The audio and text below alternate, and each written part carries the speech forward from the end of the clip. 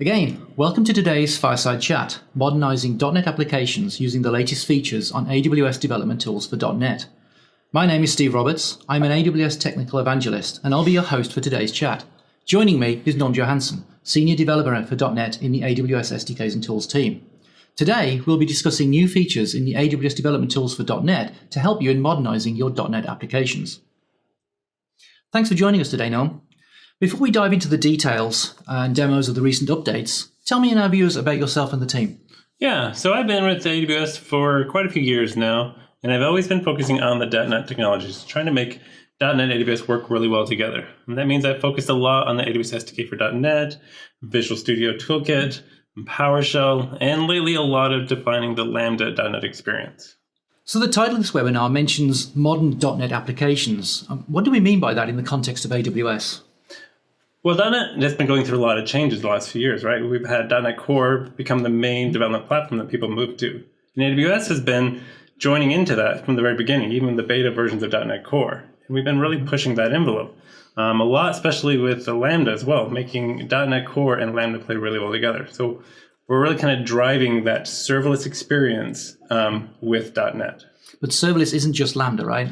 No, Lambda is usually the one that we most talk about, but really when we say serverless is we don't want to manage resources. So for data, we're talking about S3, we want users, we got Cognito, we have DynaDB for data stores. We have a lot of serverless offerings, and we're trying to make .NET work really well with those services. Cool. So let's start talking about the tooling updates then. I've been looking at the AWS developer blog recently, and it's been a really busy start to the year for the team. When we were talking earlier, you were telling me that you've been working on sort of two major themes.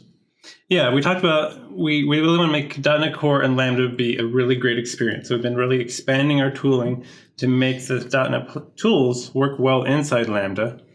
And as well as, ASP.NET Core is the main framework people use to make web applications. And it has a lot of built-in frameworks inside there. We want to make it really easy to take an ASP.NET Core application and just take advantage of AWS services. So how can you make it run in a serverless platform and not have to understand all of the AWS idiosyncrasies, just plug and play and go. So that's what we're going to be talking about today, all the new features that you released. But of course, we'd be remiss if we didn't mention that the team recently released the AWS Toolkit for Visual Studio 2019. Yes. So that came out. We launched that actually just a little bit before the GA release, and it has all the same features we had in 2017, as well as it's included some of our most recent command line tools are now available inside Visual Studio 2019, which we'll show off today. So it has all the new features that we're going to discuss today. Yeah, we're going to do all our demos from 2019 today. Cool. So returning to the major themes you mentioned, the first one was expanded Lambda support.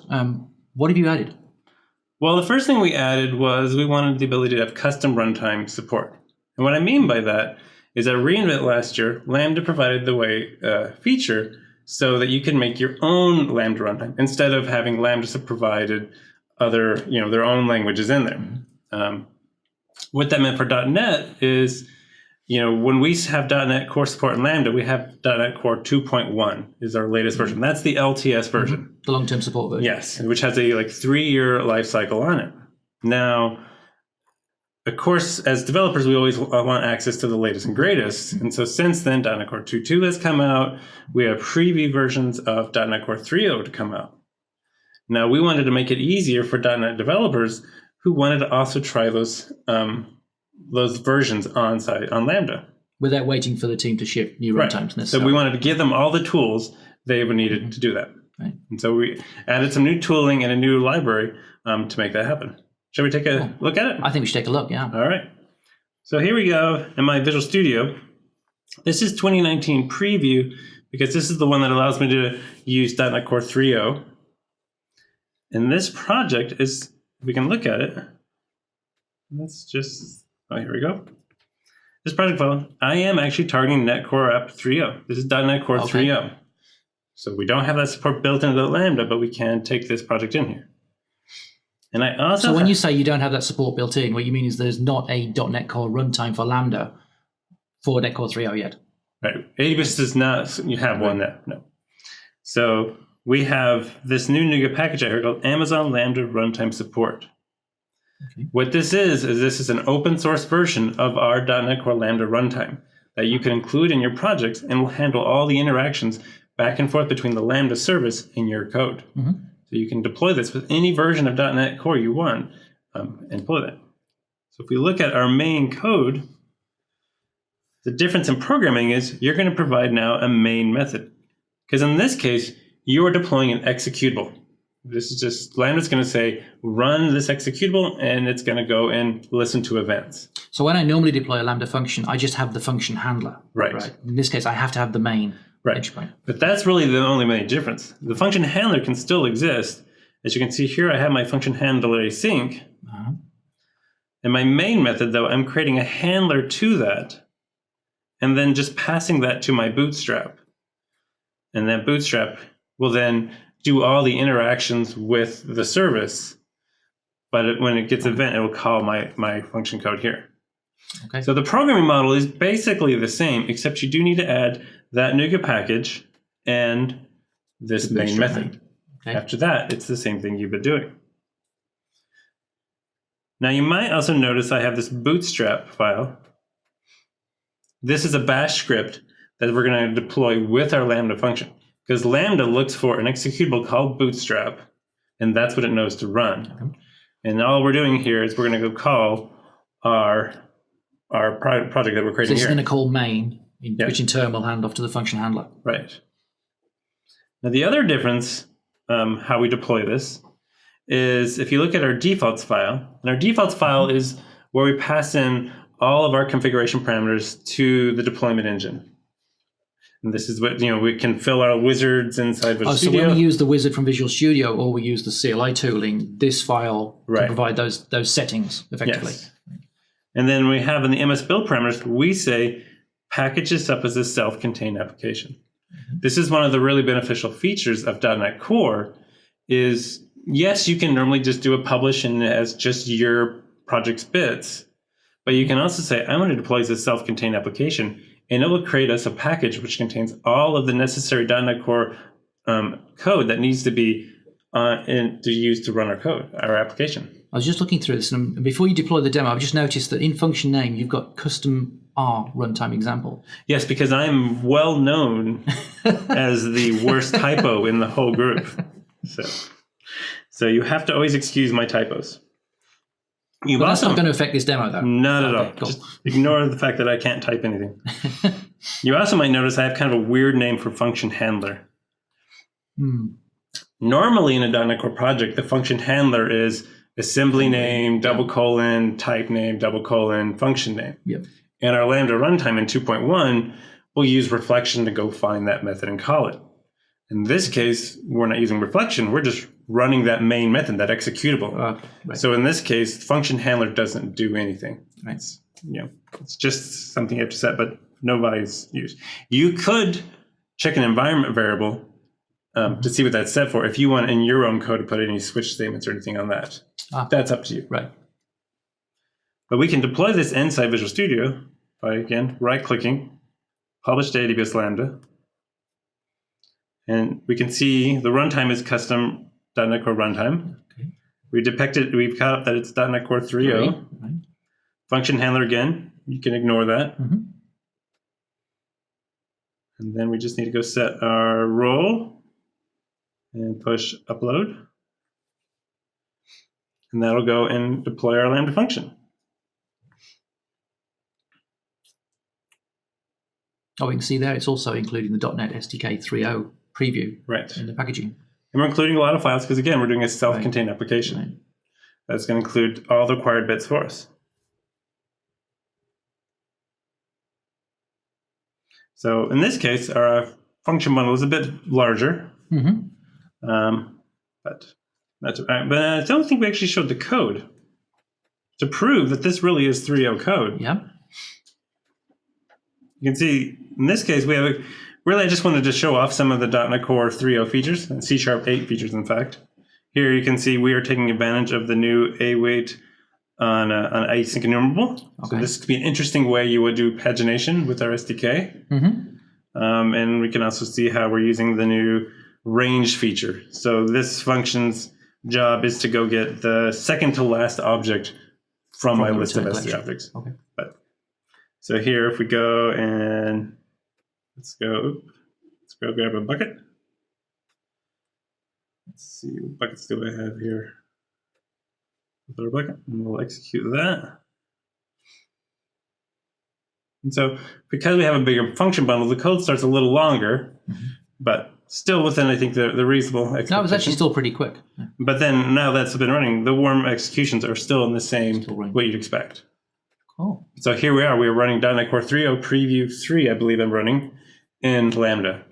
And all you had to do really was include that library. Now, I already have this project head. What's that? And the Bootstrap. And the Bootstrap. Yeah. You can easily get started in Visual Studio by saying New Project and search for Lambda. And we'll say Lambda Project.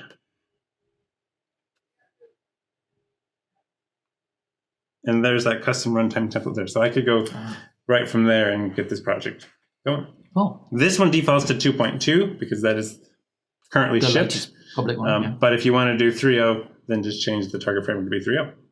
Nice. So, of course, one of the other new features that was announced at reInvent last year for Lambda was layers. Can we use that in .NET yet? Yes, we released that feature last month as well. For .NET, it was a little tricky because the idea of layers is to have an additional code that you might provide to your Lambda function. And this is going to be off in some side directory. In Lambda's case, on the Linux environment, it's in the /opt folder. Now, how do you get the code running inside your function bundle to know to go use code that's in a completely different directory? So what we released is a bunch of tooling to kind of tie all this together to give a very seamless experience. Cool. Can we see it? I'm hoping you're going to tell me we can see it. We can see it. All right, I'm going to actually log on to an EC2 instance to show it off.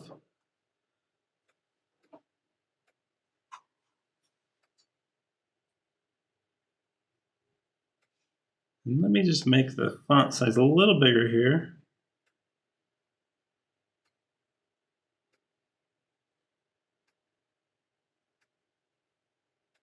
All right. You can see it, Steve? I can see it, yep. All right. So on this EC2 instance, I have the .NET Lambda tools installed. Those are our global tools. Those are our global tools. So I can say .NET Lambda help. You can see we have our tools here. And you can see we also have some new layers commands here. This was added as part of the 3.2 version of these things. Okay.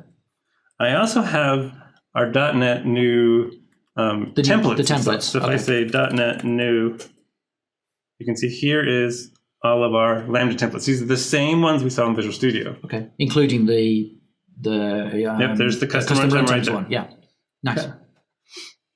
Okay, so we can go create a project right now. Say .NET new Lambda empty function webinar layers, we'll call it.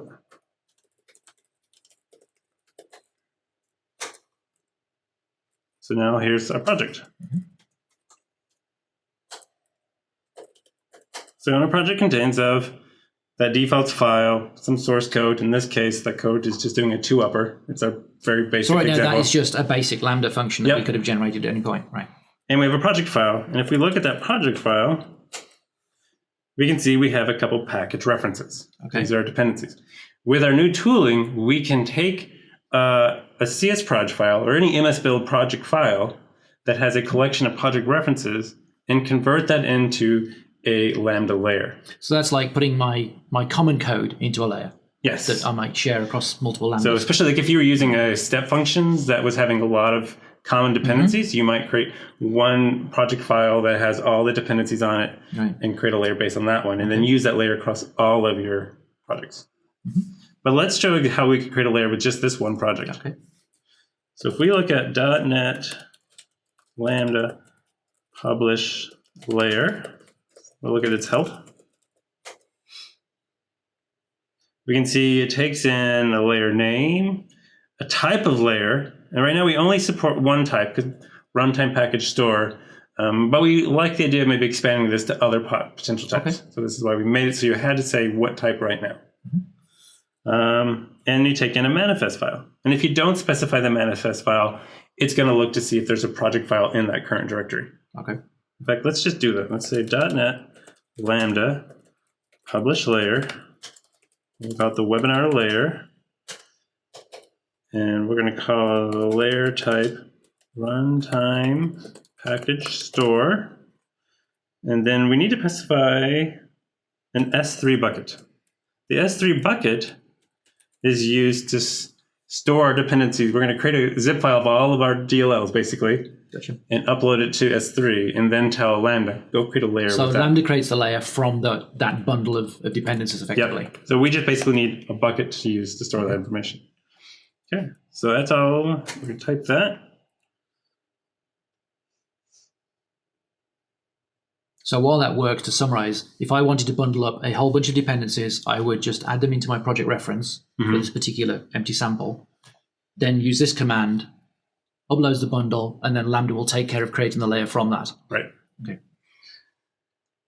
And so it has been completed, and now we have an ARN. This is the ARN of our layer, and we can now use that ARN when we deploy our Lambda function.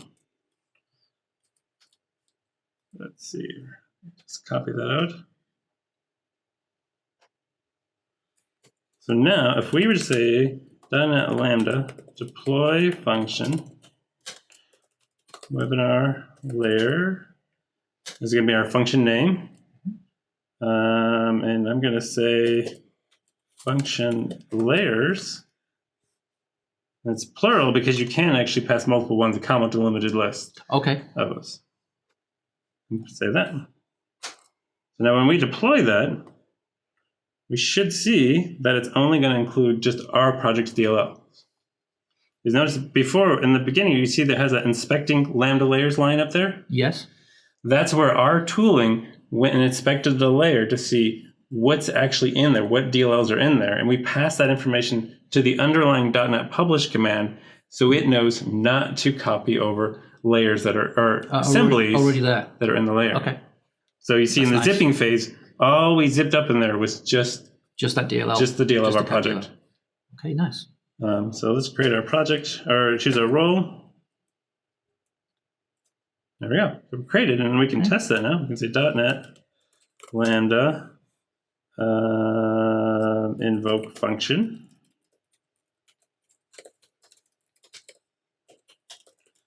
What do they call this? Layer. Webinar layer. And this function just has a 2-upper. It's a very basic one. So we can say, hi, Steve.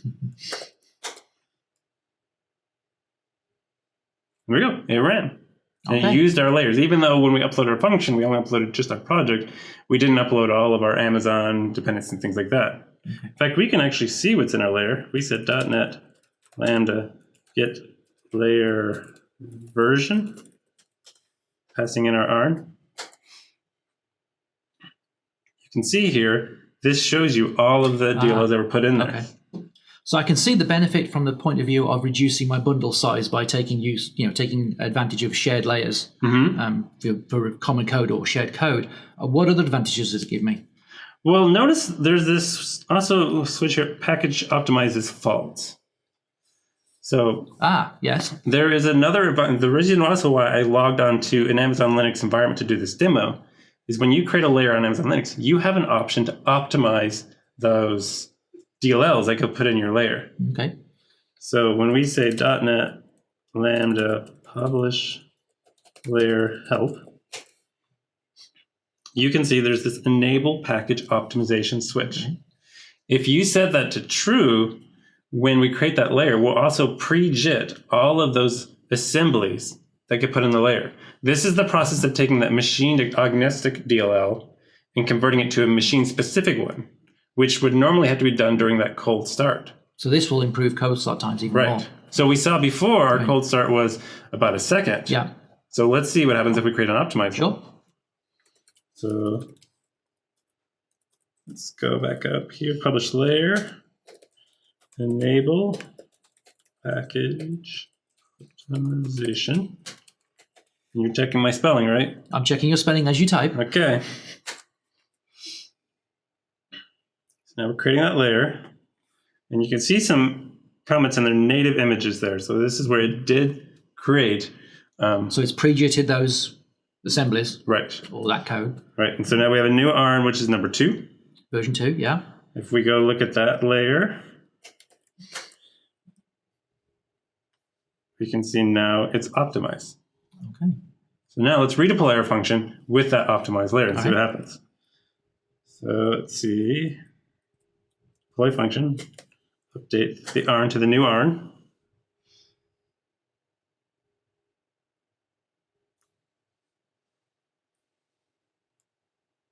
And then if we invoke this one,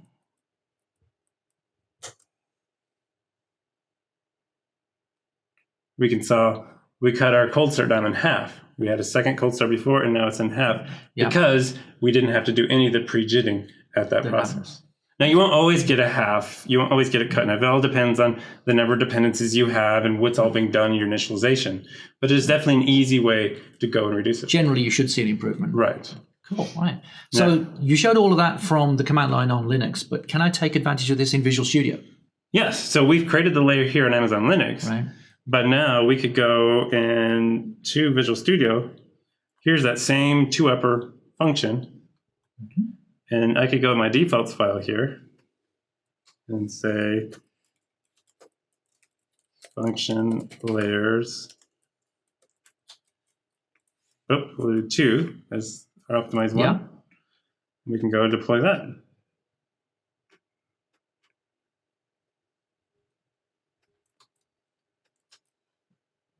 I'm just call that.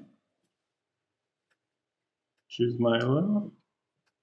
Deploy this. And you can see there's that inspecting Lambda layer at the top of the window. Oh, yes. Yeah. So we're using that same logic. Because this is how we've been building our Lambda tools is we put all of our deployment code inside those global tools and then reuse those in Visual Studio. So I can easily go back and forth between a GUI experience in Visual Studio and command line. Any round trips. Yeah. Cool. So we can say hello.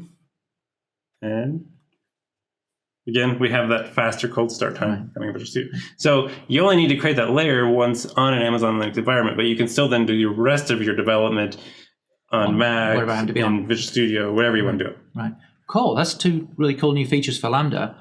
The other thing you mentioned earlier on was making it easier for ASP.NET Core developers to make use of AWS services. So what did the team address there?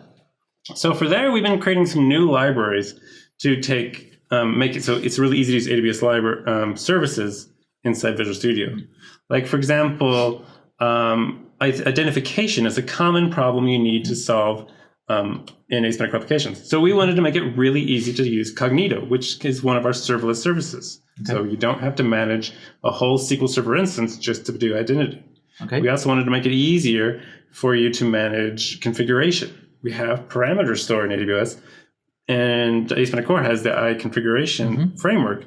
How can we bridge those together? Okay. So we kind of push those all together. Right. Another library we'll talk a little bit more about is also making it easier to use the data protection framework inside ASP.NET Core. Oh, that's the anti-forgery piece. Okay, right. We're going to cover that later on. Yeah, we'll get a little bit into that one there. So let's hit authentication and configuration first. So what's available for developers there?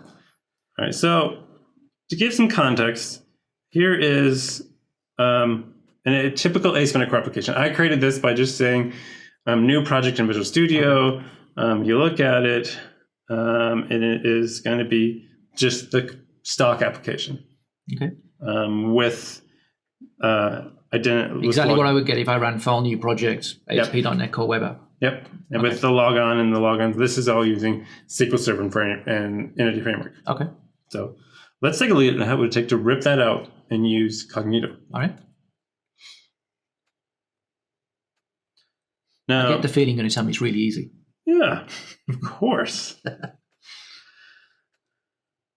I want first to talk, we have a repository out there called AWS.NET.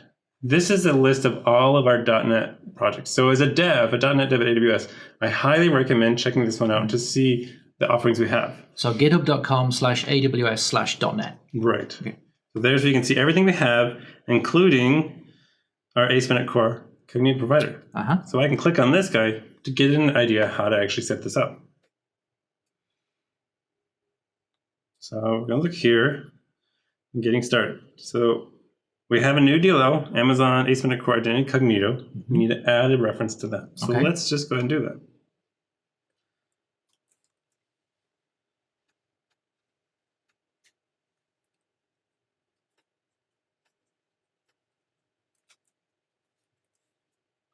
Okay, so we're going to pull this one in.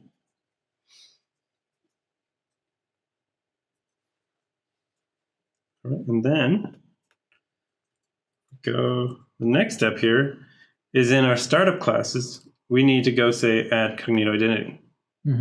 What this is talking about is if you normally look at a startup class, you'd have this code up here that turns on SQL Server and Entity Framework and all those things. But so this replaces those. Yes, here we'll just comment this out, and we're going to add in this line here.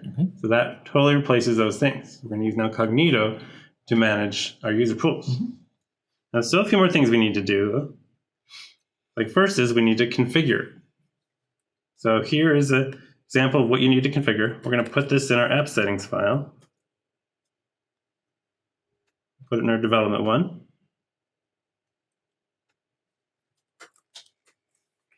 And I am doing all my testing out here in US West 2. And the rest we need is we need to use a pool. Okay. So let's go create one. All right.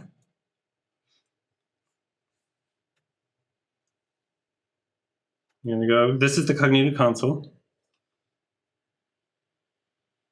I'm going to go ahead and click that. And we need to create a new pool. And we're going to call this the webinar demo. And I'm just going to use the default settings for the most part here. Okay. Keep it simple. Yep. And I need to add an app though. We're going to need our web client as one of the. Okay. So we're going to add our web client. That is it. Other than that, I'm going to keep everything off of the default settings. Okay.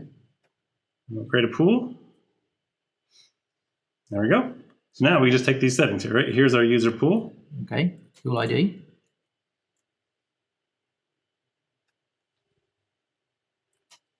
And then we need that client. Whenever we created a client, we need to get that information into there. So we have our app clients over here on the side.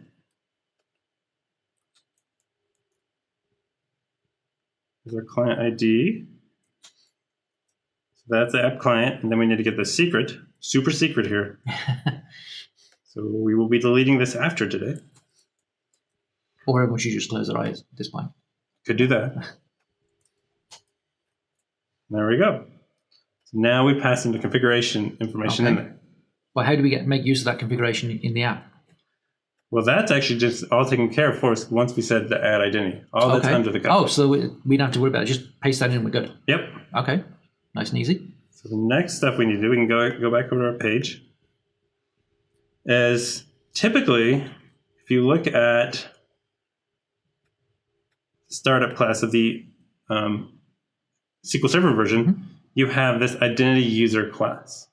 For Cognito, we have our own Cognito user you need to use. So some of the scaffolding pages that you would use for the UI part of this, you do need to update to use the Cognito user. Okay.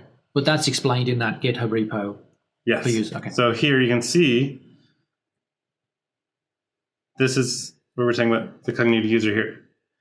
But in the default version of the application, there is pages, shared, your logon partial. You can see where it's using that identity user in there. And then we need to update that code there. Now that takes care of basically the banner up on top. But the actual UI part is currently using the built-in version. And to override that, you would typically go and do add new scaffolding and say identity, and you click through here, and you can choose the pages you want to go and do. Okay. There is an easier way though. And I like the easier way. I like easy ways as well. Right. I have to turn my phone on because I really need that for the second part of this demo. So in this repository, we have a sample. This is a sample asynchronous replication. And in the identities area is all of those scaffolding pages already set up for us. Oh, so we can just take all those. Just reuse so these. What I did is I took all those and I updated the namespace to match my application. Okay. So that's what you would normally have to do, is just take those, update your namespace. Okay. So let me just go to grab my scaffolding. So I can take my areas page. This is where all the scaffolding goes. I'm just going to paste that all in there. It's going to go tell me to overwrite some files. Okay, and now if we look at, let's cancel this out.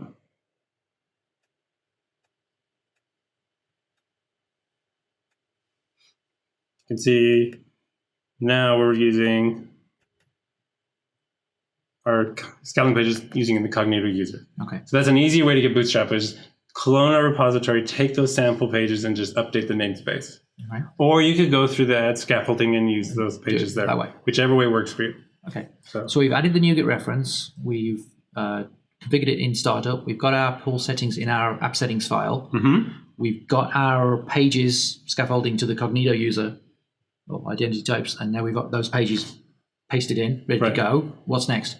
I think we're ready to go. Let's run. Awesome. Let's go. All right, here we go. Now we just created the user pool, so we don't have any users in it. So I'm going to go register myself in it. I'm just going to use the same username and password, or username for an email.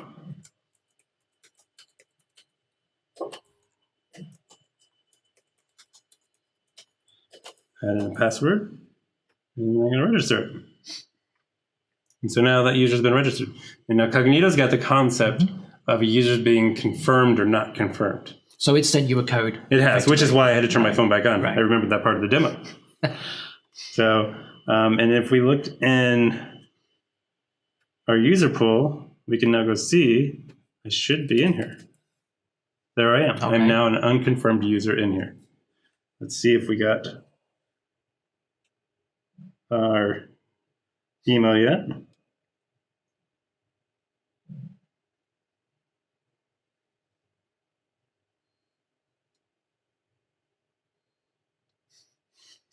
You got a lot of notifications. I did have an airplane mode too. There we go. So I got an email confirmation code that's sent to me that I'm not brave enough to put my email screen on the screen. So here we are. I'm confirmed. Okay.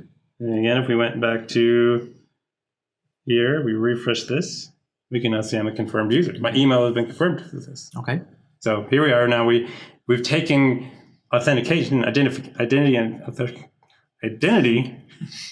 and using Cognito, now we're using a serverless service so that we don't have to manage any machines. Don't need the SQL Server. No SQL Server, nothing like that to keep updated. Right. And we have all Cognito's best practices for password management and all those things built into there. Okay.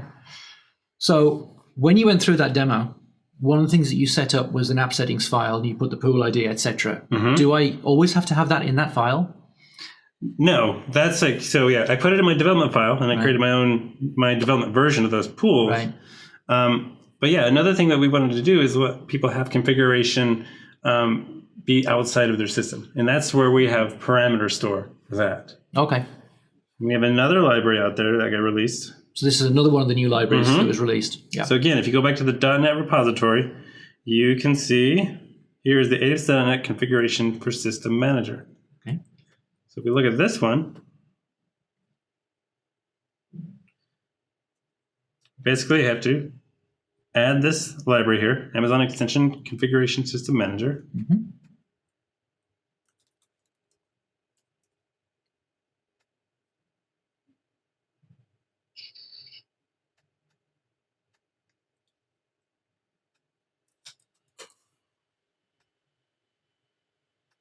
Install that.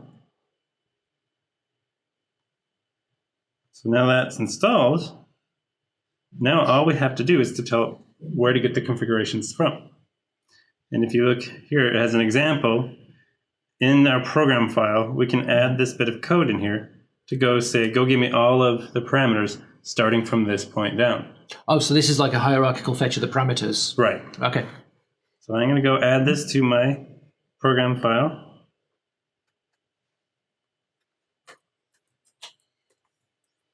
So that's going to go. Now, I don't think I'm actually using my application. Mm-hmm. So let's go to a parameter store, see what we really are using. So here I am, the console. System manager, parameter store. You can see here's those three settings again. Okay. We've got user client ID, user pool client ID, secret, and user pool ID. And they're all underneath prod webinar demo. So that's sort of our root. So we want to get basically all the parameters under there. And notice this, look at the AWS under there. All right. So I'm going to go and just, because we all know I do typos, I'm trying to copy those out as much as possible. And there we go. So now when I deploy, and if I have if this can be found, it'll use those settings. Okay. But now maybe that's in my prod account, a separate account. In my development account, I probably wouldn't have those settings, and it would fall back to my development file, my development JSONs file. So that's how I can kind of... So I have a choice between the two. Yeah. This is a good runtime way of doing it. I don't need to redeploy to change these settings. Right. So we've added authentication identity through Cognito. We've added parameter store for getting those settings back. We're kind of at the point now where we have a functional app here. We want to deploy it. Right. So I thought, let's take a step back. And what are my options now for deploying this onto AWS? We have a lot of choices for .NET Core applications. So right now, if we just looked at this application and we right-clicked here, you would see we've got ability to deploy Elastic Beanstalk. And Elastic Beanstalk is a really easy service to deploy web applications, both ASP.NET and ASP.NET Core applications out there. We can also go and add Docker support to our project. Notice we got a Docker file. Yeah. Once there's a Docker file, the context menu lights up with another option. We could deploy this as a container to AWS. But we can still also deploy it to Beanstalk, right? It's still an ASP.NET Core app. Yeah, same code. We've got multiple options. I didn't mean to start a build, but so yeah, we can now, from the container, you can deploy this to an ECS cluster using Fargate, lots of options there. What about Lambda? I didn't see a deployment option for Lambda there, though. Yes, you can also deploy ASP applications to Lambda. If you use our blueprints dialog box, there will be an option to go and just create an ASP.NET Core application, all pre-configured for Lambda. If you're taking an existing ASP.NET Core application, you want to deploy Lambda, there's a couple steps you'd want to do. Let's go do that. Should we walk through it? The first is I'm going to add a couple files to my project. Here's my Lambda files. I guess it's 3. We'll see what those are in 1 second. So now we look at those. One is just our normal defaults file that we always have with all of our deployments. Is just say we saw that earlier on with the command line deployment. Yeah. The other is our Lambda entry point. This is kind of the similar to the program CS file. This is going to be that main point when you run your Lambda function, your ASP.NET Core application as a Lambda function. Okay. So this is also where you build that web host builder. And again, where I'm going to add my system manager. So I know to pull that up. Okay. Now this is complaining about a compiler because we also need to add another library to our package. Okay. And that library is, we'll go to manage. Amazon Lambda ASP.NET Core Server. So this NuGet package is what provides the bridge between the request and responses API gateway knows and what ASP.NET Core knows. Is expecting. So if you know much about ASP.NET Core, typically you would use Kestrel as the web server. This is what sort of replaces that. So Kestrel is not in the picture at all in this type of application. This is what it does. So it comes into API Gateway, it gets munged through this library, and then handed off to our application. Our application doesn't know it's running behind anything other than Kestrel, effectively, right? Right. Okay. So now we have that, and then that should make, So those are a pretty easy set of changes. We have one more file we haven't looked at, though. One more to go, yeah. That's our CloudFormation template we can look at. So this is, now we're just having our one function up here. It's our CloudFormation template. As a one function, has our handler we're going to point to. We have 2 policies we've added right now because we needed access to Cognito and SSM. These policies could be more refined, but to keep the demo simple, I just have... So SSM is Simple Systems Manager or Systems Manager? Yes, which has parameter store. So this is how we can get access to our settings for Cognito user pool, and then our API gateway endpoints. Now, you still don't see over here there. So there's one more step you need to do. Okay. And again, if we were doing from the blueprints, this would all be done for us. Okay. But we need to tell our tooling to know that this is a Lambda project. Okay. And that is done by a property in the project file. So this is the CS project file. Project type. We want to call it a Lambda project. Okay. So if I was starting from a brand new project, I would just use a blueprint. This would all be taken care of for me. But if I'm starting from an existing app, I just follow these simple steps to get this ready to go to Lambda. Mm-hmm. Right. Yeah. So now... So are we good with this code now? Can we deploy it? Look, there's our third option. So here we have three different ways we can deploy it. Okay. Again, we have Beanstalk if you just want to have IIS running your ASP.NET Core application. We have containers if you want to use your own container configuration to do this and run this on Linux containers if you want. Or Fargate. Or Fargate. And we have Lambda as well. All right. So let's try the Lambda one. Okay. So let's go to Lambda. And I'm just going to say publish.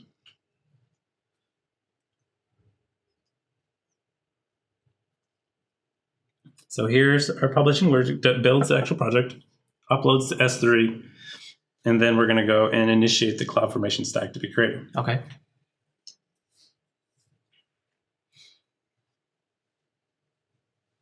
And if I was using the command line, I would just use .NET Lambda global tools again. Yes, in this case it would be deploy serverless. So on the command line we have deploy function and deploy serverless. And deploy layer, publish layer.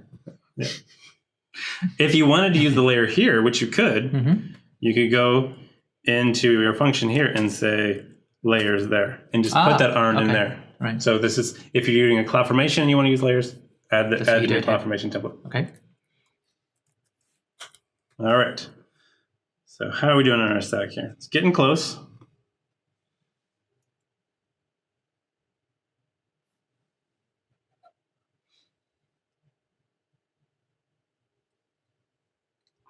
There we go.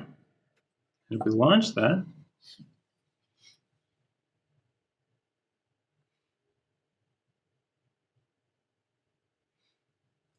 and accept some cookies. So here right now we've deployed our ASP.NET Core application as a serverless function now. Okay. We're not maintaining any instances, no infrastructure. Nope.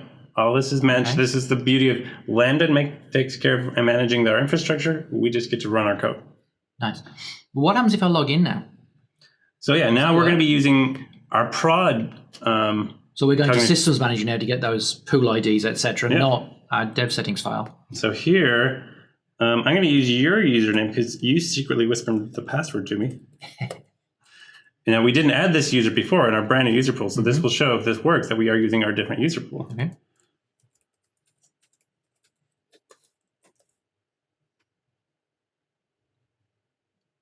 There we go. Okay. So we are now using our prod user pool from Cognito, pulled from parameter store. So when we're in our development, we're using our other one pulled from the development file, and here we're using those. Okay.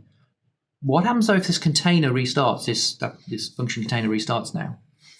Well, let's see. Let's demo that. Okay. So let's log out, and if we log on, and again we're going to go log in as you.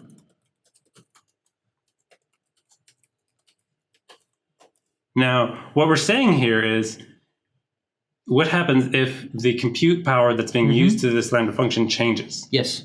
Which we can force that by going and making a change to our Lambda function. So let's say, here's our function. So we have the one function that was created. Yeah. And if we go say, let's just change the timeout to be 31 seconds. So this will force... Yes, so now when I push accept, it's going to be using a brand new, or log out, it's going to use a brand new compute environment. If we log on, that does not work. Okay. Right. Why doesn't that work? So that's that third library that we've talked about. Okay. This is where data protection comes in really handy. That's the anti-forgery. The anti-forgery. If we go back to the logon page, And if you look at the source, you can see what ASP.NET Core does is it puts in this verification code. This is some cryptographic information it's putting in there to make sure the form hasn't been tampered with. And this happens with any forms you create in your ASP.NET Core pages by default. And if we go look at our log files, there's another clue for us of what went wrong. By default, the keys used for data protection are stored in memory. So when the container goes away, we get a whole new key. Right. Right. So which is what we just forced. Right. Okay. So what we need is a mechanism so that when data protection, which is the underlying tools for the anti-forgery token system, to share its keys across any of the compute environments. Okay. Now, this isn't just a Lambda specific thing. This is anytime you have general. anything. So even if you have just one single machine, you want, if the machine restarts, you still want this to work. Right. Okay.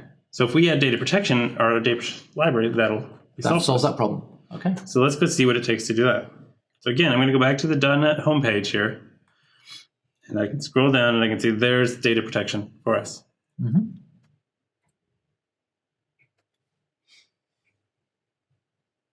And so for this one, we're just going to add this library.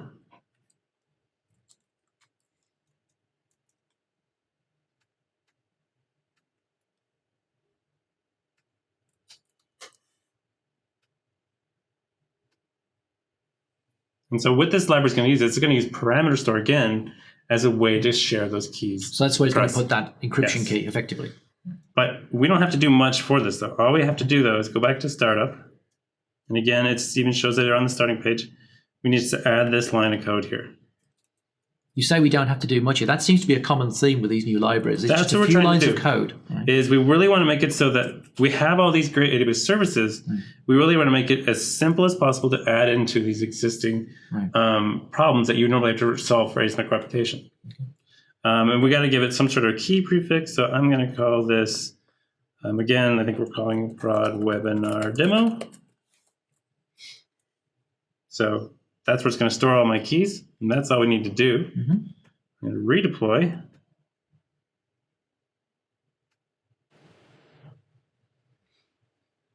So now we'll include that library, and our keys should be shared across all of our Lambda compute environments that are created. Nice. All right. CloudFormation should be really fast for us because all we do is update the function code. Just things that change, right? Yeah.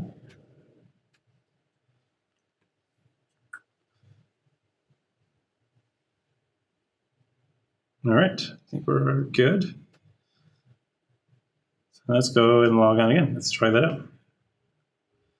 We're going to log on.